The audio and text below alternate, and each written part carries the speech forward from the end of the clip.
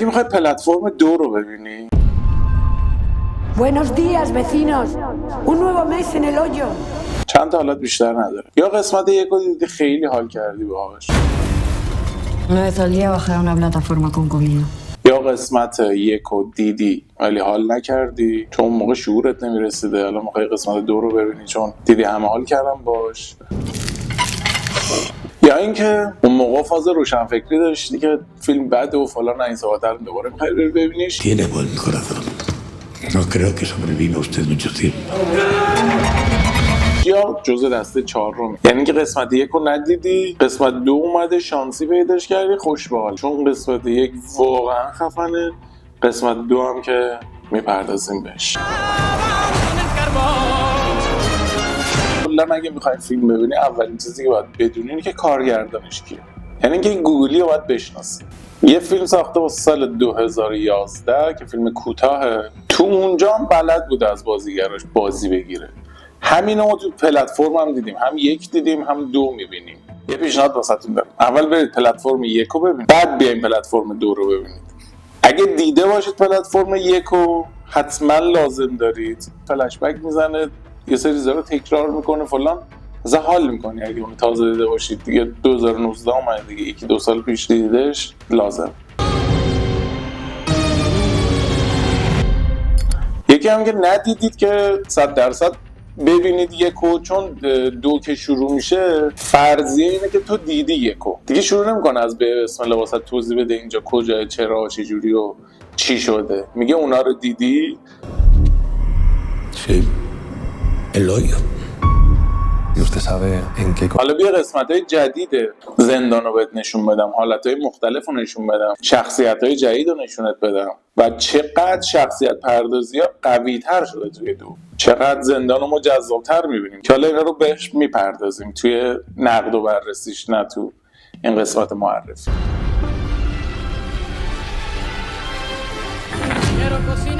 فرض رو برای می‌ذاریم که شما قراره جفته قسمت ها رو ببینید، به خاطر همین همه رو معرفی میکنم. یکی اینکه قسمت 1 چند تا بازیگر شاهکار داره. برای قسمت 2 این فیلم دستش بازتره و میاد از بازیگرای خیلی حرفه‌ای تری استفاده میکنه و انتخاب بازیگر این کارگردان واقعا فوق‌العاده است، یعنی همه جا اینو نشون داده. توی قسمت اول آنتونیا سنخوانو داریم که خودش یه کارگردان حرفه‌ای، فیلم نامه‌نویسه و بازیگر خیلی قویه. جالبه بدونید که یک زن ترنس هم هستش. تو پیرمرده رو میبینی که از غذا خوردن شاهکار تا استایلش تا رفتارش اصلا عجیب غریب. کارش زورینه این پیرمرده، واقعا اول از همه انتخاب بازیگر، دوم استایلی که بهش داده، حرکت‌های بدنی که بهش میگه، واقعا شاهکاره. نقش اول ایوان، انتخاب بازیگرش اول از همه خیلی خوبه، دوم اینکه بازیایی که ازشون گرفته خیلی خوبه. قسمت دوم میبینیم که چقدر بازیگرای عجیب غریب خوبتری اومدن، پروژه قوی بوده، کار در اومده، واسه قسمت دوم همه اومدن.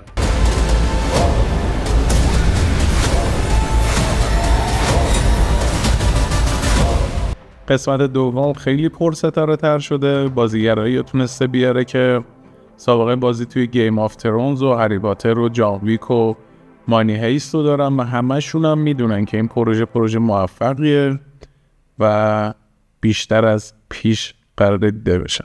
جدا از همه اینا باز هم میگم قدرت بازیگردانی کارگردان واقعا به چشم میاد، یعنی به رخ میکشه این قدرتشو، خیلی قویه، خیلی خوب میتونه از بازیگرا بازی بگیره. جالبه که از 2019 که فیلم نساخته بود امسال درگیر 2 تا فیلم بود. حالا سابسکرایب کنید، برای فیلم بعدیش هم حتما بهتون خبر میدم. پلتفرم کلا با بودجه خیلی کمی ساخته شد، فیلم با بودجه کم بیاد این همه سر و صدا کنه و بدون جایزه، یعنی حتی تو جشنواره ها تحویلش نگرفتن، کسی بهش جایزه نداد، ولی تقریبا میشه گفت فیلمیه که 90% فیلم‌بازا دیدنش. یعنی عجیب غریبه اگه نفر پلتفرم رو ندیده باشه، حالا یا موافقن یا مخالفن ولی دیدنش. این نشون میده که چقدر کارگردانی، چقدر نویسنده قوی بوده که دونستن یه دنیای خلق کنن که این همه آدم رو جذب کنن. و وقتی فیلمی قسمت یکش انقدر قوی بوده به این کارگردان و به این نویسنده، باید یه بار دیگه فرصت بدی که کار بعدیشون هم ببینی. کلا فیلم یعنی چی؟ یعنی که 2 ساعت تو بی از این دنیایی که توش داری هر روز زندگی می‌کنی من ببرمت بیرون، یه دنیای دیگر رو نشونت بدم. حالا این دنیا چی میتونه باشه؟ میتونه مثلا زندگی 2 نفر آدم باشه، ببریم اون رو نشونت بدم. چی میتونه باشه؟ آلیس در سرزمین عجایب باشه، ببریم اون رو نشونت بدم. این فیلم هم دقیقا این کار رو میکنه و میتونه انجام بده. یعنی میدونی یه جای ادعا میکنه یه فیلمی که من میخوام انجام بدم و نمیتونه، فلجه. ولی این فیلم واقعا میتونه تو رو میبره تو اون دنیا. تو میشینی فکر میکنی اگه من تو اون زندان بودم چیکار میکردم، الان چرا فلان کارو انجام نمیده، چرا این اتفاق نمیفته. ببین فیلمنامه نویسی قویه، کارگردانی قویه، همه چیز تو رو میکشونه به این سمتی که تو 2 ساعت جداشی از این دنیا. میری تو دل فیلم، میری دقیقاً خودت میذاری جای اون آدم. میگه وای اگه مثلا طبقه 10 بیدار شم چه حالی میده، وای خدا کنه طبقه 100 بیدار نشم. این یعنی که فیلم کارشو دونسته انجام بده.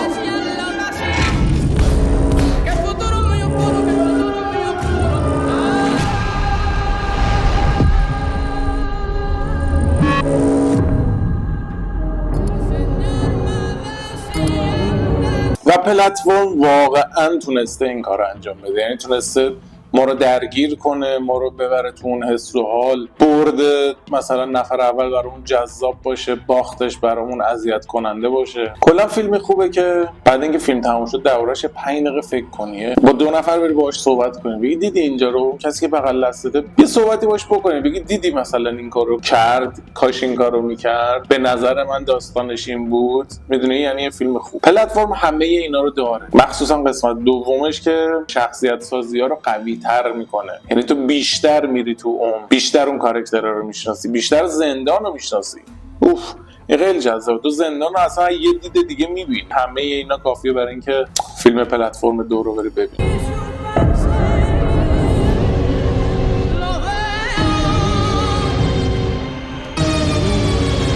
جزء فیلمایی که تو لیست انتظار بوده، یعنی همه منتظر بودن ببیننش. ارزش دیدن رو واقعا داره. کانالو سابسکرایب کنید. بعد اینکه فیلمو دیدید بیاین اینجا یه سری فکتا درباره این فیلم بهتون بگم که کلک و پراتون بریزه، نقدش کنیم. نقد خیلی مهمی دارم در موردش. و اینکه آخرم اسپانسر برنامه رو میخوام معرفی کنم بهتون، آنلاین شاپ 23 که لینکشو میذاریم پایین. میتونید خریداتون رو از اینجا انجام بدین. از ترکیه براتون ارسال میکنه. گزینه آخرم که برای خدافظی میخوام پوستراشو براتون بذارم. یه ذره جوگیر شید که حتما برید این فیلمو ببینید. یه چیزی فقط بهتون میگم، پلتفرم 2 رو دیدید به رفتار بچه‌ها بیشتر دقت کنید.